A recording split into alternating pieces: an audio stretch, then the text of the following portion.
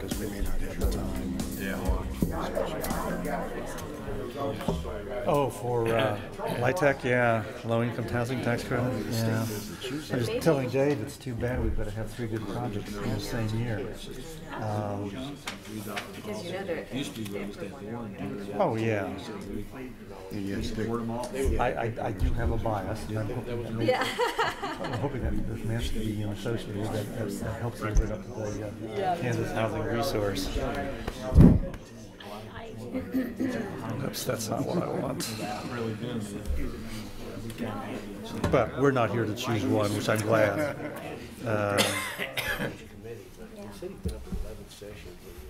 That time. Welcome. Thank you for joining us for this special session on January 29th, which is Kansas Day. And if you'll, Linda, if you'll call the roll, please. Deckent. Here. Dave Line. Yes, here. Soldner. Here. Pyros de Carvalho. Here. Inskeep. Here. Pledge of Allegiance. I pledge allegiance to the flag of the United States of America and to the republic for which it stands, one nation, under God, indivisible, with liberty and justice for all. I had asked Mr. Decken if he'd be so kind, since it's a special meeting, we didn't have a regular prayer individual today. Would you be so kind? Thank you. Let us pray. Lord, we thank you for this beautiful, chilly winter day, sunny as well. We thank you for all the blessings that you've bestowed upon us as individuals, as city. We ask your guidance this day and all days, especially for this council as we carry out our duties and deliberate and make decisions. In your name we pray. Amen. Amen. Next item, please. Item 3A, consider resolution acknowledging and approving the St. Elizabeth Apartments housing development. Good morning, Amy Allison, Senior Planner. Thank you again for having this special meeting. So the first of 3 applications we have received for low-income housing tax credit projects is St. Elizabeth's Apartments. Just to quickly go through why we're here today and what they're requesting. There's 2 items that they need for their application. One is the zoning certification, which includes the access to utilities. That is a required document that they need. The other is a resolution of support. That is not required, but if they have that as part of their application, they could potentially get extra points, and that could, make their project more desirable than others. So, again, the resolution of support is not mandatory, but we would like to request that you look at it and consider it to support the 3 applications before you. So again, this first application is St. Elizabeth's Apartment. The property is 500 West 20th Avenue.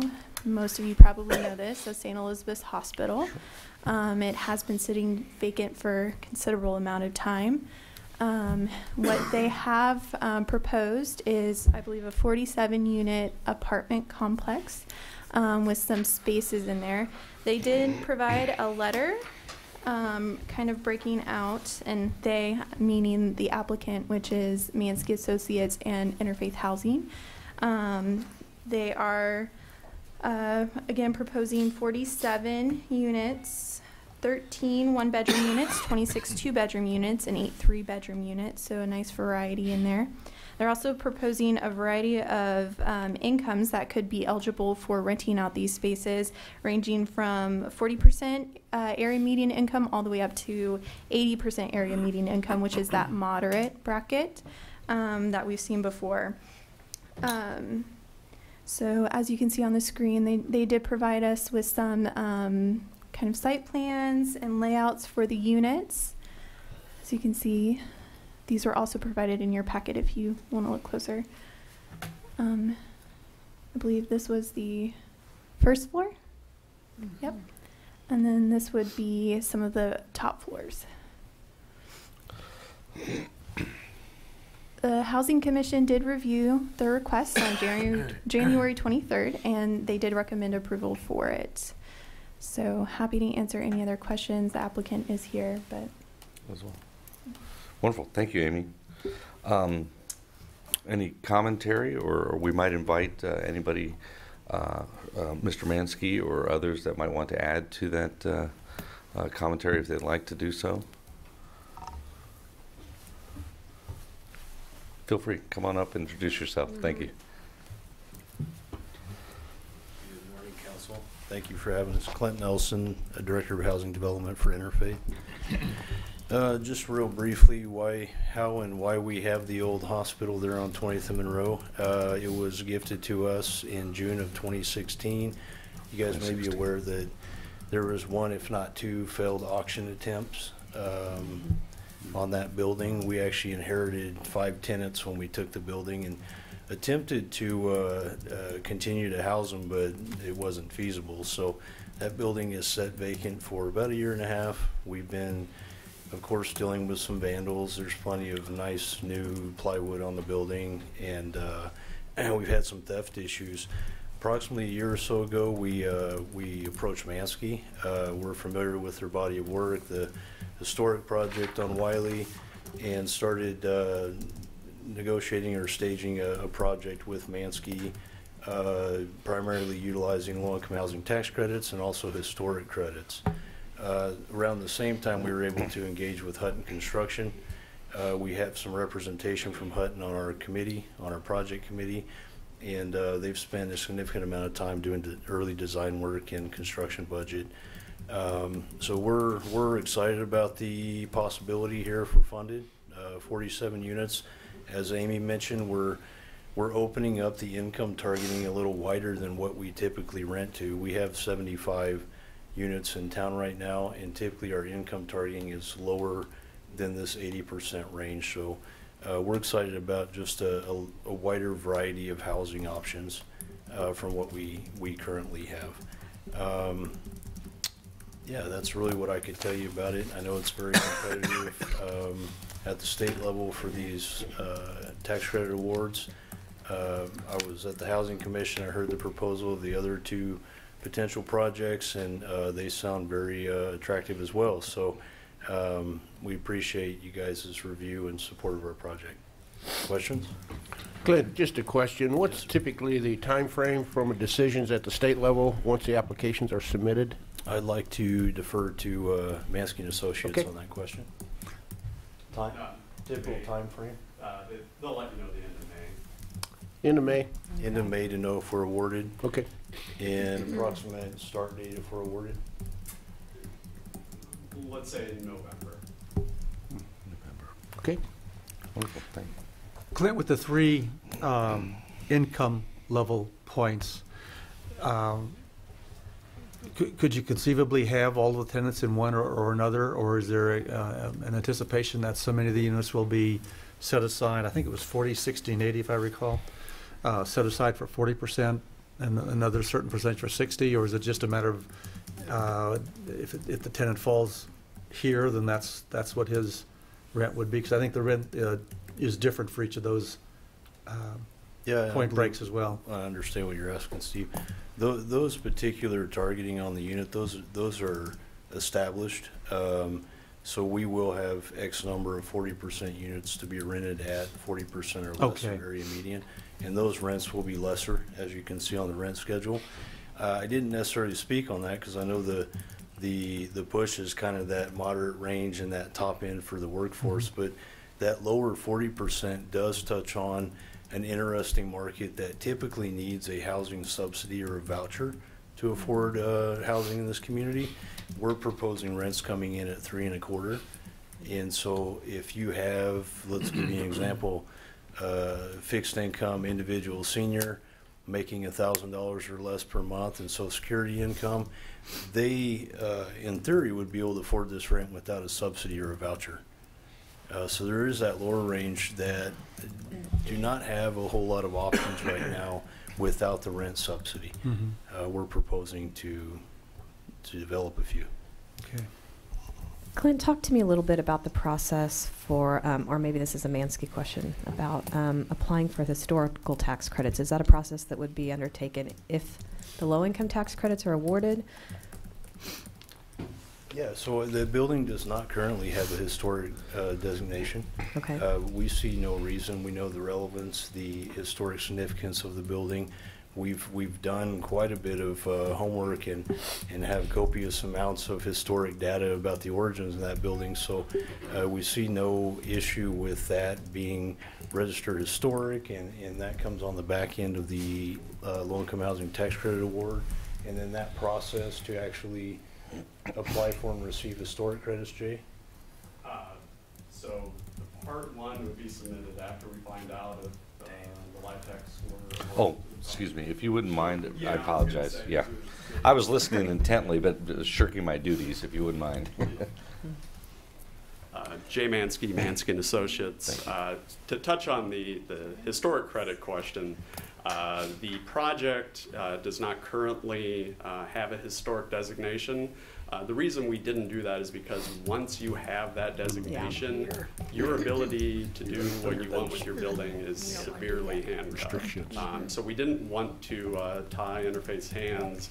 Without the housing tax credit piece, the historic credits are just not enough to renovate the building. So it's kind of a, getting the cart in front of the horse a bit, or a chicken and the egg. Well, which one do you go for first? Just given the history of the building, the age of it, in talking with some historic consultants, if it doesn't qualify as a historic building, then I guess I kind of give up as to what would. I mean, it was built in 1920. We have several people in town that said, well, I was born there. It has historic significance to the community of Hutchinson. So we would submit the part one through the State Historic Preservation Office, probably need 30 days. So I would say by July. That usually takes about a 30 or 60-day turnaround time for them to say, we recommend approval to the National Park Service that administers the federal historic program. And that's the first phase of that. They will then get back and say, yes, this building qualifies as a historic structure. You then go through what's called the Part 2, which is basically the entire blueprints and then a more comprehensive list of what renovations are going to be done to the building. That gets submitted to Washington.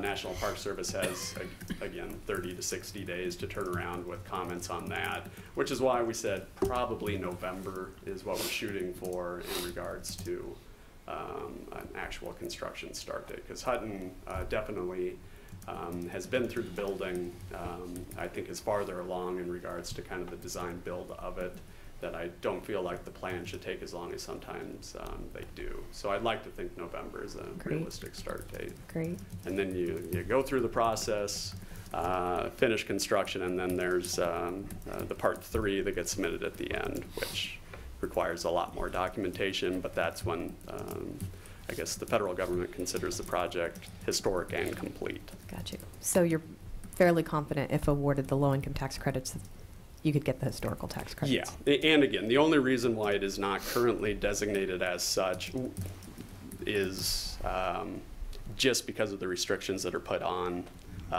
not only Interfaith, but if this project doesn't go forward, I don't know how many more years the building has to remain vacant.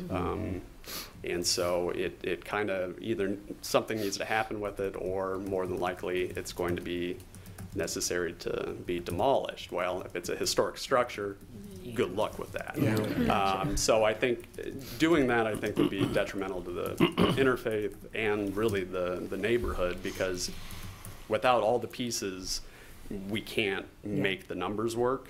And so if all of a sudden it was designated as a historic structure and you can't tear down, then you just have a building that has more and more plywood as the years go along. So I think it at least opens up some avenues as to what could be done with it if this application is not successful. Great. And then I did want to touch on something that Steve had asked before about, can everybody in the project be at 80%? Is this just a floating? No. So the reason why we are talking about this income averaging floating range is because it was something that was enacted last year. Advocates have been arguing for this for quite a while, in that as long as the income of the entire project is below 60% of area median income, that's all that the government should be concerned with. So before, you would designate some of these units at 40% area median income, but then not be able to rent any of the other units at anything above 60% of area median. With the change they made last year, they're now saying, well, as long as you average 60, we're fine with it. So the 40% units allow you to rent to an 80%. 50% AMI units allow you to rent to 70%. So whatever the less than 60% units allow us to then go to these previously unserved markets. Because just on Wiley, any number of projects that we've done, it's always a hard thing to meet with somebody who is excited about moving in and find out they're $100 over the income limit, and it's black and white. You either qualify or you don't. So this allows us to meet a very underserved demographic out there that doesn't really qualify for market rate, and yet makes too much to qualify for the what used to be the income limits through the tax credit program. So it's pretty exciting that we really feel like there is going to be a lot of households out there that have kind of slipped through the cracks up until now. Okay. Good. Yeah, yeah, it is good.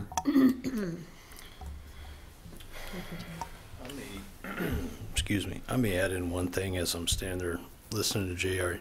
I wanted to let council know we have already invested the funds to complete our phase 1 environmentals and our structural evaluation of the building, and that building is structurally very sound.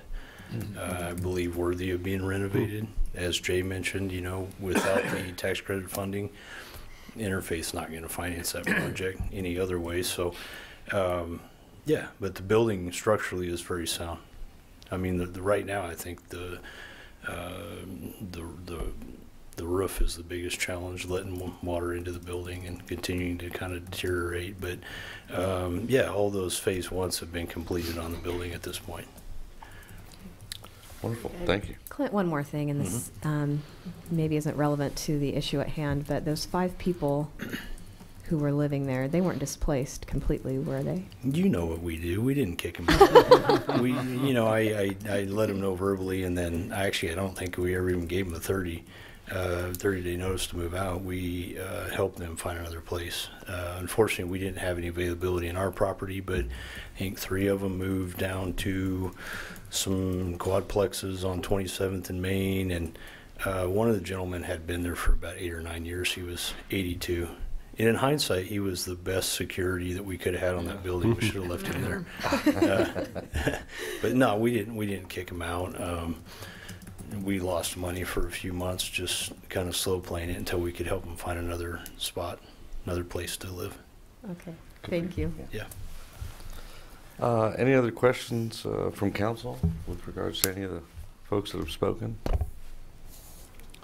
Well, I would move to approve the recommendation of the Housing Commission to provide a letter of resolution of support for the St. Elizabeth Apartments housing development and authorize the mayor to sign. Second. It's been moved and seconded. Please call the roll. Deckent? Yes. Dave Light? Yes. Soldner? Yes. Tyros de Carvalho? Yes. Inskeep? Yes. Thank you all. Thank you. Next item, please. Item 3B, consider a resolution acknowledging and approving the disability supports of the Great Plains Housing Development. All right, same application or for the same project, or I'm sorry, same tax credits, but this is Disability Supports Project. You guys might recognize this. This is 2319 North Waldron. They originally had maybe an intention of putting a commercial use on the space, but they ended up going on Main, so now this has opened it up for a housing project. And I forgot to mention this last project. All of these properties are zoned appropriately, so there's no concerns there. Here is a site plan for their proposal. They're looking at doing 4 duplexes and 3 triplexes for a total of 20 units. And they also have provided some conceptual designs for what those would look like. So looks very residential in nature. And I believe this is a project that, or similar to a project they have in McPherson. Is that right? Yeah. All right. And again, the Housing Commission did review this in January 23rd and recommended approval of the request. And again, the applicant is here if you have questions. Wonderful. Yeah. If somebody would want to speak on behalf of this project, that would be wonderful. If you'll approach and announce yourself. Thank you. Good morning. Morning. Good morning. My name is Rick Staub. I'm the President and CEO of Disability Supports of the Great Plains.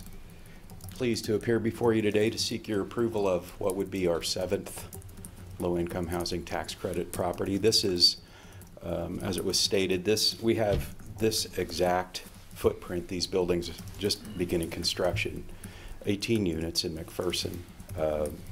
And it's through the honing process of every project that we've done over the years, we continue to develop space that meets the specific needs of the DD population that we serve. This would be no different.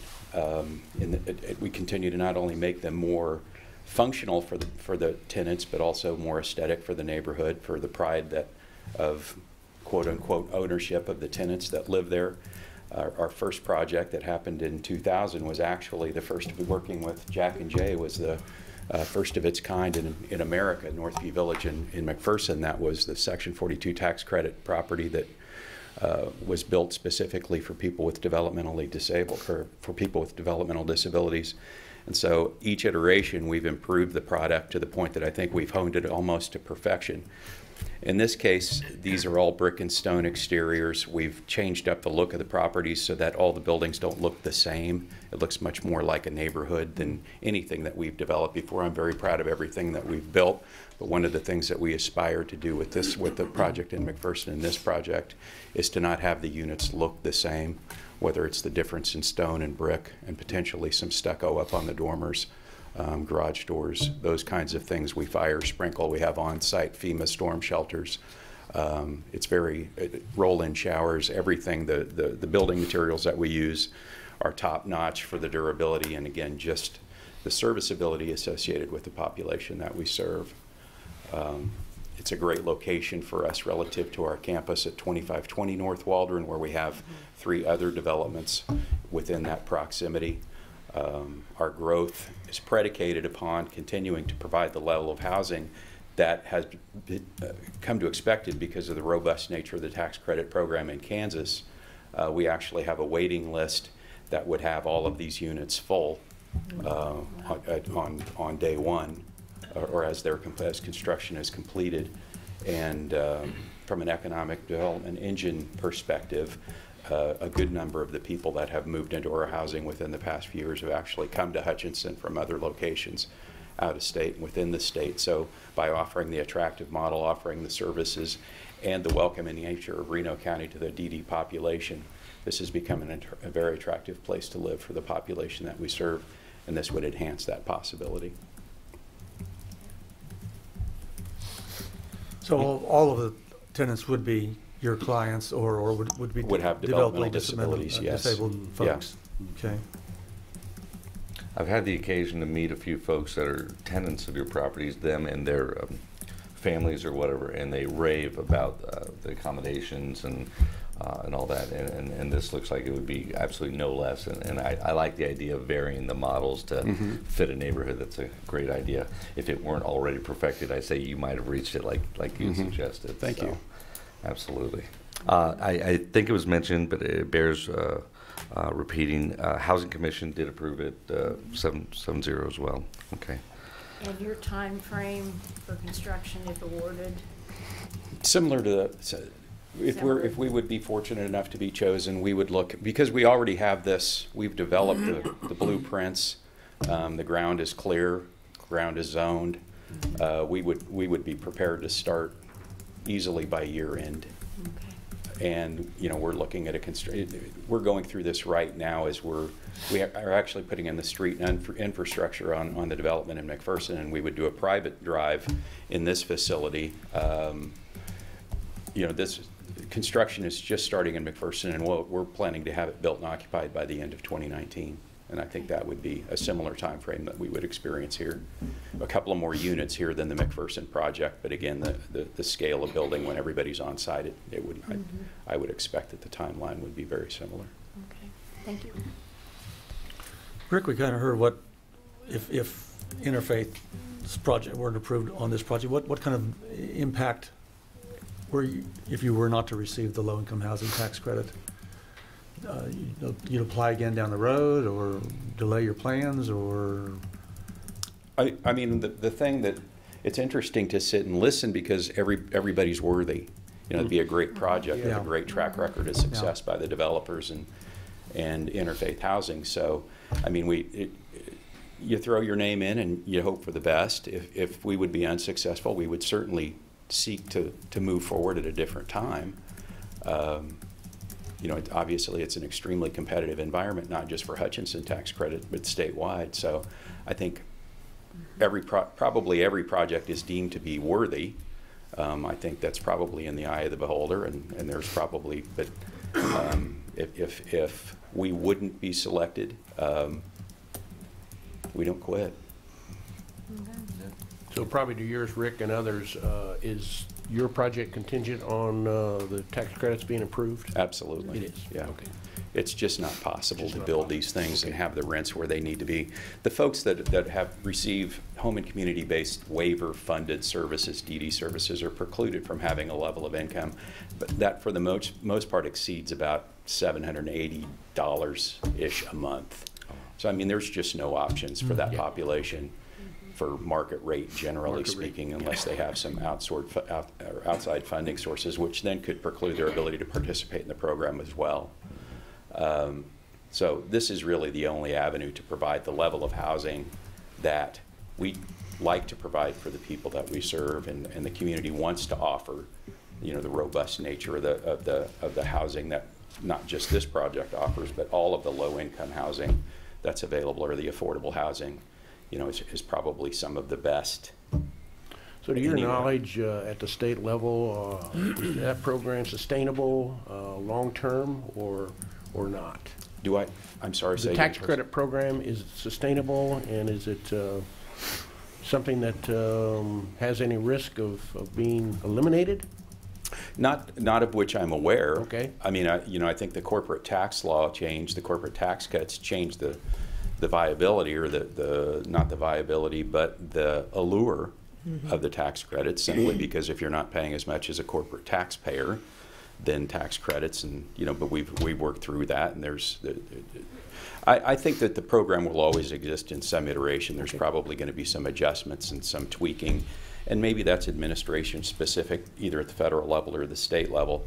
Again, I think some of that, I'm not aware of maybe all of the subtle nuances behind, in the smoke-filled rooms that get us where we are, but I think more all the time, not certainly locally, but nationally, that I think that the value that we place in the population, and particularly people of moderate income or lower income, should shift the paradigms of the nation, that these kinds of programs continue to be offered and perhaps even made more robust, just to honor the people that have committed as working population in America, that maybe have not achieved that level of income that would allow for that next level.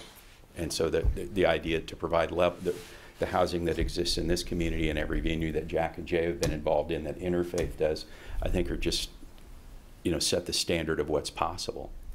And I would find it hard that people would turn their back on that, or turn back on the people who need that. Thank you. Well, Rick, it's incredible what you've done in McPherson. Had the opportunity to tour those, some of the older units you've done. So, wish you luck in this. Thank you. Endeavor. Thanks.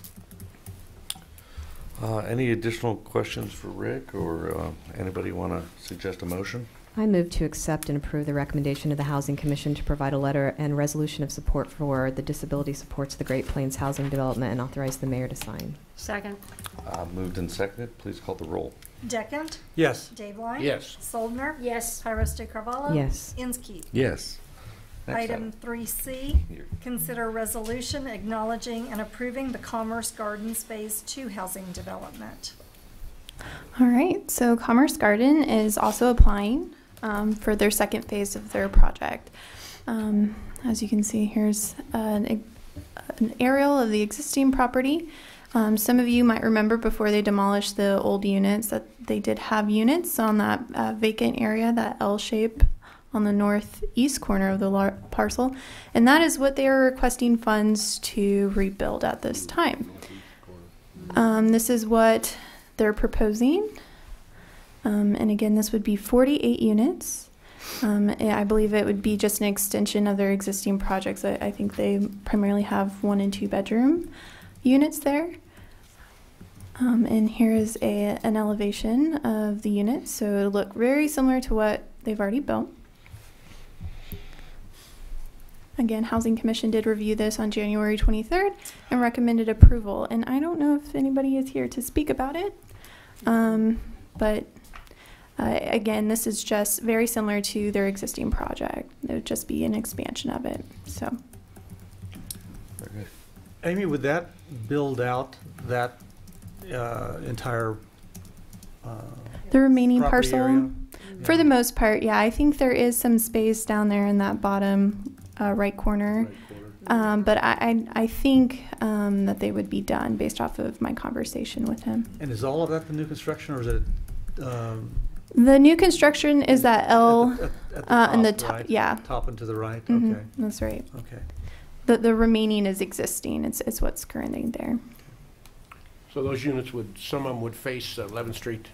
I believe so. Some Yes. setbacks Yeah. and so on. I believe like the back side of it would face 11th Street, but based off of what I've seen, yeah, it would meet setbacks. We would obviously go through site plan analysis with all these projects.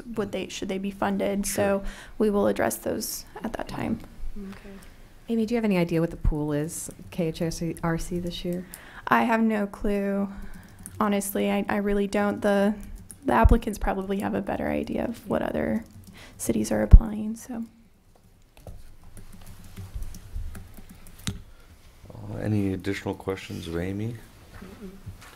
I move we accept and approve the recommendation of the Housing Commission to provide a letter, and resolution of support for the Commerce Gardens Phase 2 housing development, and authorize the mayor to sign. Move. Do we have a second? Oh, second, sure. Second. Please call the roll. Deckent? Yes. Dave-Line? Yes. Soldner? Yes. Tyros de Carvalho? Yes. Inskeep? Yes. I guess the next item is the adjournment, but before we do that, I think everybody up here would echo some of the conversation we had earlier that, wow, what great projects. Each one deserving. I don't envy the decision makers who have to go through the application process. I think, like I said, they're all very worthy of it, and I anxiously wait to see how it turns out. Next item, I guess. Well, which I is will- Adjournment? adjourn. I will move to adjourn. Second. It's been moved and seconded. Please call the roll. Deckent? Yes. Dave-Line? Yes. Soldner? Yes. Tyros de Carvalho? Yes. Inskeep? Yes. It was a little, 34 minutes. yeah. I'm impressed, Dave.